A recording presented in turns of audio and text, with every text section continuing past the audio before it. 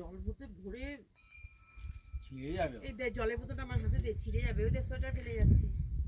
সোয়েটারটা নে। হ্যাঁ জলের বোতল নাও। জলের বোতলটা দিয়ে দে। তো বলছি জলের বোতল হাতে নাও। কোথায় ফার্স্টটায় না সেকেন্ডটায়? এক হাতে জলের বোতল নাও, এক হাতে লাঠি নাও।